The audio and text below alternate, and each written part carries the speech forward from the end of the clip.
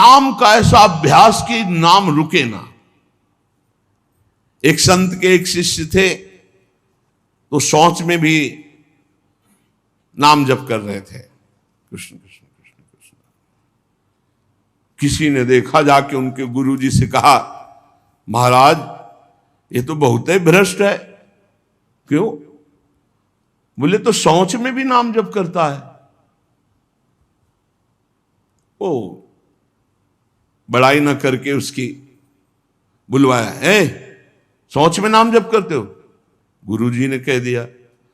दूसरे दिन ऐसे जवान पकड़ के शौच में बैठा, और वो जो दोष दर्शन करने वाले होते हैं वो सब, उनका एक चश्मा अलग होता है, वो छिद्रान्वेषण, दूसरों के दोष ही देखा करते हैं।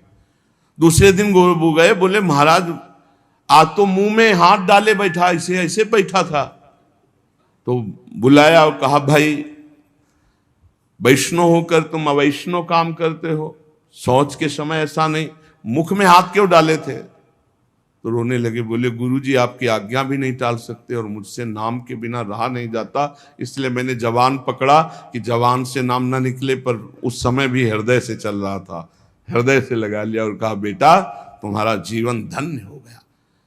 गुरु के मना करने पर भी नाम जप ना, उनकी आज्ञा का पालन हो, तो इसलिए जवान पकड़ लिया, पर खुल के कह दिया कि गुरुजी शौच में भी हृदय से नाम चल रहा, हम नहीं छोड़ पाएंगे। तो बोले यही जीवन का सार, और हृदय से लगा लिया। और छिद्रान्वेषण वाले को कहा, आज के बाद हमारे सामने मत आना, हमसे रहा ना जाए, हमको कसम दिला दी जाए तो भी ना रहा जाए।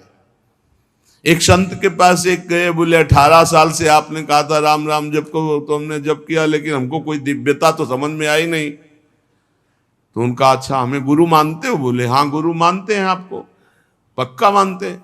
बोले तुम्हें हमारी कसम है, बस कल तक ये नाम ना जपना, फिर कल आओगे तो हम ऐसा मंत्र देंगे कि बहुत जल्दी तुम्हारे को सिद्धि प्राप्त हो जाएगी। वो ठीक है, प्रणाम करके चले, वो अभ्यास। अब गुरुजी ने कसम खवाई, तो सीढ़ी नहीं उतर पाए, रो के आए, बोले गुरुजी ऐसा तो नहीं हो सकता, अब नाम तो नहीं छूट सकता गुरुजी, आपने कसम खवा दी, इतनी देर में कितने नाम चल गए गुरुजी, अब ऐसा नहीं। बोले बस यही मिला 18 साल से, जो नाम में तुम्हें प्रियता हो गई, अब क्या दुर्लभ रह गया, आगे जब इसका फल प्रकाशित होगा तो सच्चिदानंद भगवान का मिलन। तो हमारा स्वभाव बन जाए कि रहा ना जाए बिना भजन के, हमारा जीवन भजन बन जाए। मत प्राणाह उसे ही कहते हैं, हर श्वास में भगवान का स्मरण। गोपीजनों के लिए भगवान ने कहा, मन मनस का ता मन मनस का मत प्राणा मदर्थ त्यक्त दहिका। मन मनस का, उनका मन मैं हूं, उनका प्राण मैं हूं। गोपियों के हृदय में श्री कृष्ण प्राण है, गोपियों के मन श्री कृष्ण है, मेरे लिए समस्त देह सुखों का त्याग कर दिया। देखो भगवत प्राप्ति ऐसे नहीं होती, मेरे मन से जीवित हैं गोपियां। भगवान ने कहा मेरे प्राण ही गोपी के प्राण है, भगवान के प्राणों से अनुप्राणित, भगवान के जीवन से जीवित। ये क्यों? भगवत स्मरण, हर श्वास तो भगवान को प्राण समर्पित, हर वृत्ति तो चित्त और मन समर्पित, पूरा निश्चय भगवान मेरे तो बुद्धि समर्पित, और अहम भगवान के दासत्व में समर्पित। जब श्री भरत जी महाराज चित्रकूट जा रहे हैं, तो भरद्वाज जी के आश्रम में तो उनको रात्रि में बड़ा संकोच हो रहा है भरद्वाज जी से एकांत में मिलने की, क्योंकि भरत जी को एक अंदर चुभन थी कि मेरे को ही लक्ष्य बनाकर कैकेयी मैया ने राम जी को 14 वर्ष का वनवास, तो बड़ा कि मैं ही ऐसा कलंकी हूं जिसके कारण मेरे प्रभु को इतना कष्ट, तो बड़ा सकुच कर रहे थे। और वहां चर्चा हो रही थी, भरत जी पधारे हैं, तो कहा भरत सरिस को राम सनेही, जगु जप राम राम जप जेही। अरे भरत जैसा राम प्रेमी कौन हो सकता? सारा संसार राम राम जपता है, पर राम जी क्या जपते हैं? श्री भरत श्री भरत श्री भरत। भरत सरिस को राम सनेही, जग जपु राम राम जपु जेही। भरत जी के समान कौन प्रिय? क्यों? भरत जी जैसे राम जी को निरंतर जपते, ऐसे राम जी श्री भरत ऐसा जपते हैं। प्रेमी का हृदय हर समय अपने प्रीतम के चिंतन में तन्मय रहता है। विलक्षणता उसी में आती जो निरंतर भजन परायण रहता है। भगवान का स्वभाव, भगवान की महिमा, भगवान का प्रभाव उस भक्त के हृदय में उतरने लगता है जो निरंतर भगवत चिंतन परायण रहता है। यहां सावधानी रखनी है। भजन परायण होने पर भी हमारे अंदर चाह नहीं पैदा हो रही तो कोई न कोई हम में त्रुटि हो रही है। जिसको अपने साध्य का पता है, मेरा साध्य क्या है, श्यामा श्याम, तो फिर राजी कैसे हो रहे हो और से? जब तुम्हारा साध्य श्यामा श्याम है तो तुम राजी कैसे हो रहे हो और बात से, धन से, संपत्ति से, प्रणाम से, नमस्कार से? जब तुम जानते हो ये मिथ्या है, तुम्हारा साध्य परमात्मा है, तो तुम परमात्मा के सिवा अन्य किसी से कैसे राजी हो गए? साधना के विघ्न जिनसे हमें बचना है, ये विघ्न है। अपने आराध्य देव साध्य के बराबर किसी को नहीं रखना। ये बात समझो। किसी वस्तु, व्यक्ति, स्थान, घटना, परिस्थिति, कैसे तुम राजी हो गए कि प्रभु का विस्मरण? जैसे हम किसी व्यक्ति से मिलने में प्रभु को भूल गए तो वो व्यक्ति प्रभु से बढ़कर हो गया। किसी वस्तु के भोग में हम प्रभु को भूल गए तो वस्तु प्रभु से बढ़कर हो गए। साध्य की ओर जिसकी दृष्टि नहीं है वो साधक किस बात का? अपने को जो एकांत रूप से भगवत प्राप्ति के मार्ग में चलाया है उसी को साधक कहते हैं। और जो हर समय साध्य को लक्ष्य रखता है वही साधक, प्रवीण साधक है। अपने कार्य में, अपनी साधना में, अपने मार्ग में दूसरे की तरफ ताको झाको मत, चुपचाप चलते रहो। साधक को हमेशा ध्यान रखना चाहिए, हमें कभी लक्ष्य को भूलना नहीं है। हमारा लक्ष्य क्या है? खड़े हैं तो हमारी दृष्टि बिल्कुल मंत्राकार, कार्य में है तो नाम जप। जी जब पूछे क्या चल रहा है, आपकी कृपा से चल रहा है। उत्तर यही होना चाहिए, झूठ नहीं, सत्य यही होना चाहिए। लक्ष्य को भूल गए जिस मिनट, जिस सेकंड, उससे बड़ी हानि क्या है? तुम साधक क्या हो? हानि हरिवंश के नाम अंतर परे, का हनुमंत विपत्ति प्रभु सोई, जब तो सुमिरन भजन न हुई। हरि बाबा ने एक दृष्टांत में बताया कि एक सिद्ध फकीर एक संत की झोपड़ी पर गए तो वहां गड्ढा बना हुआ था सामने और घुटनों का भी। उनका शिष्य और संत जन थे तो उनका ये क्या है? बोले हमारे गुरुजी यहां दंडवत करते हैं। कहा ऐसे चिकने चट्टान में भी गड्ढा बन गया, इतनी दंडवतें करते हैं? बहुत गदगद कंठ हुए और कहा बहुत दिव्य संत हैं जो इतनी दंडवतें रोज प्रभु को करते। तो आकाशवाणी हुई कि इनकी दंडवतों से मैं खुशी नहीं हूं। तो सिद्ध फकीर जो थे, संत, वो रोने लगे। इतने में वो महात्मा आ गए। अरे देखा कि संत तो प्रणाम किया, उनका दंडवती करना स्वभाव था, प्रणाम किया। वो रो रहे थे, उनकी तरफ बड़ी दुखद दृष्टि से देख रहे थे। तो उनका प्रभु आप रो क्यों रहे हैं? तो उनका तुम्हारे लिए रो रहा हूं। हमारे लिए क्या परेशानी है? हमको क्या परेशानी? बोले आप इतनी मेहनत करते हैं, इतनी दंडवत करते हैं और आकाशवाणी हुई है कि प्रभु आपकी दंडवतों से, नमन से खुश नहीं है। वो नाच पड़े। बोले सच्ची? बोले हाँ। बोले प्रभु ये तो बड़ी खुशी की बात है कि मैं दंडवती करता हूं, प्रभु को ही पता है, प्रभु देख रहे हैं कि मैं उनको दंडवती करता, इसमें रोने की क्या बात है? ये तो बहुत खुशी की बात है। वो खुश हैं कि नहीं खुश, इसका परिणाम मिलेगा कि नहीं। सबसे खास बात है कि हर दंडवत वो हमारी देख रहे हैं, हर दंडवत बड़ा आनंद से प्रफुल्लित होकर अब वो रोने लगे, आनंद अश्रु इस बात से कि प्रभु मेरी हर दंडवत को देख रहे हैं, स्वीकार करें ना करें लेकिन मेरी दंडवत को देख रहे हैं, मेरी साधना को देख रहे हैं। थोड़ी देर में यह आकाशवाणी फिर हुई, ऐ संत मैं तुम पर बहुत प्रसन्न हुआ, तुम जो चाहो मांग सकते हो। तो जो सिद्ध महापुरुष आए हुए थे उन्होंने कहा अभी तो आपने आकाशवाणी की थी कि इनकी बंदगी, इनकी दंडवत से आप प्रसन्न नहीं, अभी आप कहते हैं मैं बहुत प्रसन्न हूं, तो इतनी देर में कौन सी साधना हो गई? बोले इतनी देर में जो इनका अपनापन मेरे लिए है, उमंग है, वो इनकी जो जागृत हुई, उसी उमंग और अपनेपन से मैं बहुत प्रसन्न हो गया और इनकी साधना पूर्ण हुई। एक क्षण लगता है, हमको ये नहीं देखना कि इसका परिणाम क्या होगा, हमको अपनी दिनचर्या अपनी नियमावली करना, इसी से भगवान भी कह दे मैं प्रसन्न नहीं, तो ये बात तो है कि आप देख रहे हो ना, बस इतनी बात बहुत है, आप देख रहे हो बस। शनै शनै रूपर में बुद्धिया धृति गृहीतया आत्मसंस्तम मनः कृत्वा न किंचित चिंतयेत।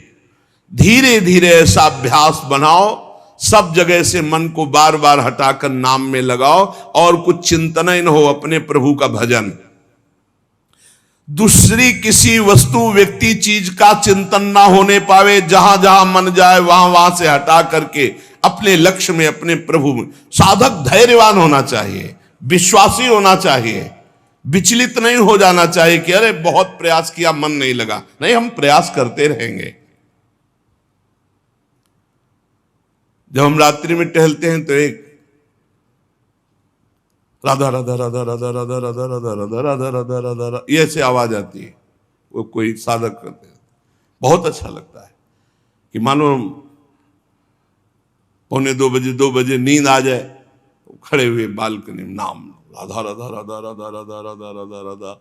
अरे यहां मेहनत करनी, मेहनत करके प्रयत्न करके हमको अपना मन भगवदाकार बनाना, चिंतन परायण बनाना। बहुत अच्छा लगता है जब साधक कोई साधना में प्रवृत्त होता है।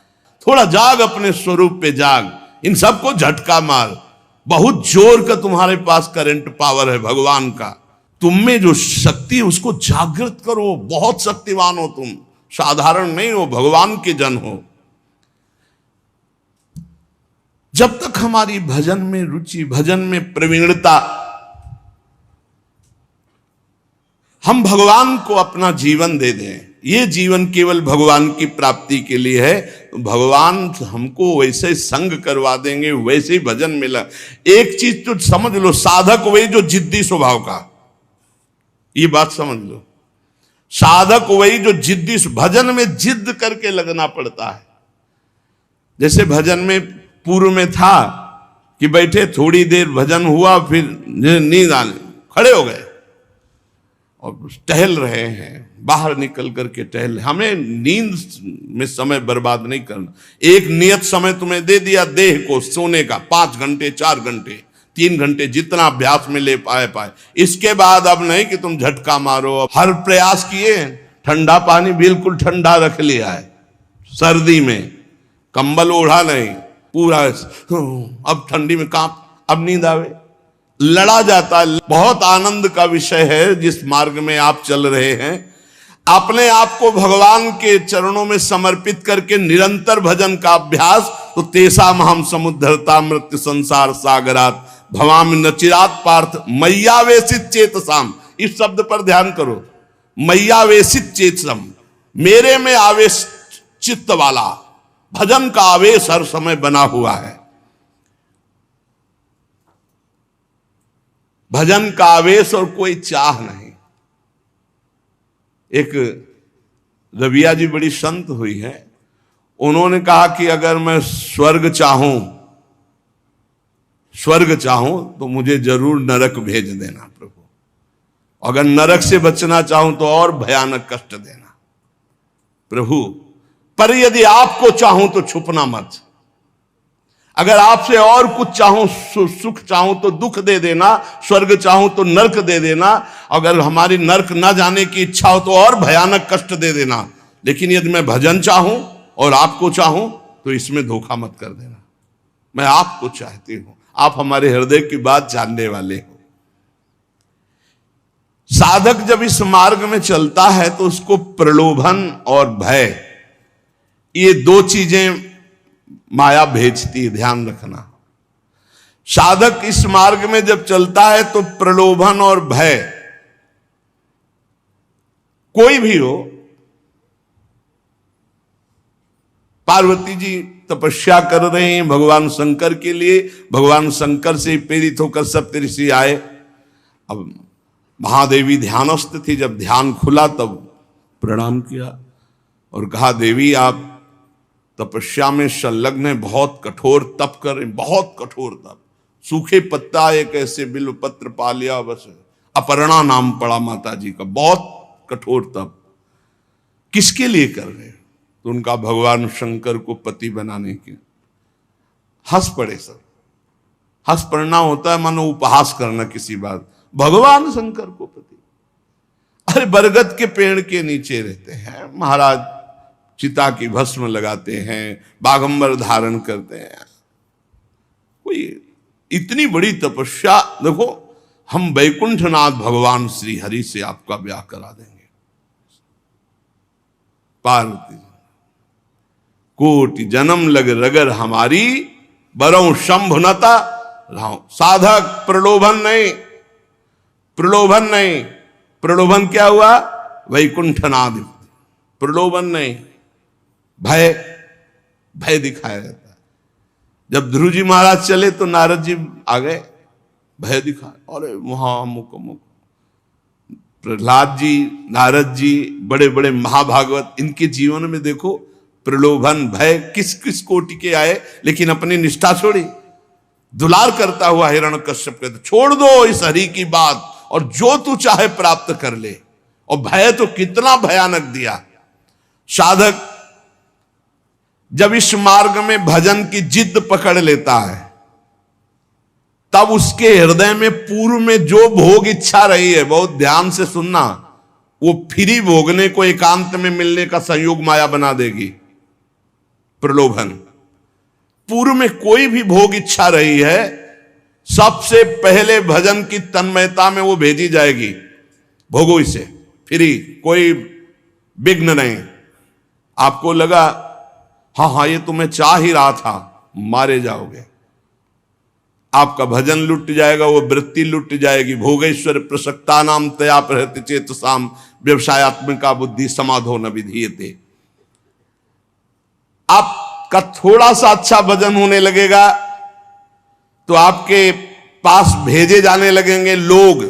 ध्यान से सुनिए, बड़े भजनानंदी है, लियो सेव अंगूर, ये ले, वो ले, ये रुपया की गड्डी, कभी कोई जरूरत हो फोन नंबर ले, ये ले फोन हो, उसमें ये भगवान की माया आपके भजन की एकांतिक वृत्ति को छीनने के लिए व्यवस्था भेज रही है। ये तुम्हारे भजन का फल नहीं है, भजन का विघ्न है। बहुत से भक्त बनने लगेंगे, आपका पूजन करने लगेंगे। बहुत खतरनाक खेल है, बहुत समझ के। पूजा अच्छी लगने लगी, फल फूल अच्छे लगने लगे, रुपया पैसा अच्छा लगने लगा, फोन नंबर अच्छा। अरे भाई, जिनके पास फोन है अब उनको दूसरे की जरूरत क्या है? असंगोहम पुरुषा, अकेले रहकर पूरे विश्व का सब भ्रमण करो, उसी में सब चीज है। इतने इतने बच्चे हैं, सब ज्ञान है उनको, पूरा विश्व का ज्ञान है मोबाइल भगवान की कृपा से। अगणित रूपों में आपके पास भजन का विघ्न भेजा जाने लगेगा जब आपका भजन सही होने लगेगा। कुछ तो बड़ाई करने वाले भेजे जाएंगे, मोचूपड़ी बोलने वाले। बचना चाहिए इसों से, जलन पैदा होनी चाहिए। जब माया ये जान लेती है कि भगवान बनना चाहता है, तो वो मायापति तो सिर्फ भगवान ही है, वो ऐसे प्रश्न फेंक देती है कि वो अपने आप चिल्लाने लगता है कि मेरे जैसा आदम कोई नहीं है। बड़ाई सुनकर अच्छी लगने लगे। साधन मार्ग के पथिक को बच के, साधन की सिद्धावस्था है, सबके चरणों में वंदना करो, सब इष्ट रूप है, हम सबके दास हैं। शो अनन्य गति जाके असमति न टरे हनुमंत, मैं सेवक सचराचर रूप स्वामी भगवंत। कहीं धोखे में मत आ जाना।